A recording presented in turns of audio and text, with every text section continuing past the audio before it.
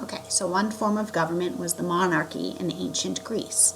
And if you remember from our root words, we have two root words in monarchy, mono and archy, mono meaning one, arch meaning government.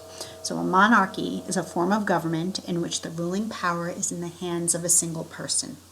Most monarchies have been ruled by kings, usually with the help of a council of advisors.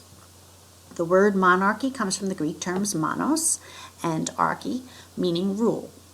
The Mycenaeans, who ruled ancient Greece from 2000 to 1100 BCE, were warrior peoples who established monarchies to rule their kingdoms.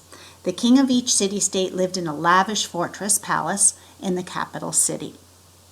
Beyond the capital city was an outlying network of villages. The people of these villages paid taxes to the king. They obeyed all his laws, and they depended on them in return for their defense. The king often relied on heavily armed soldiers to enforce his rule, make sure that people complied, and make sure that there was nobody rebelling, and to ensure that the people paid taxes and obeyed all his laws. He usually retained his political power for life.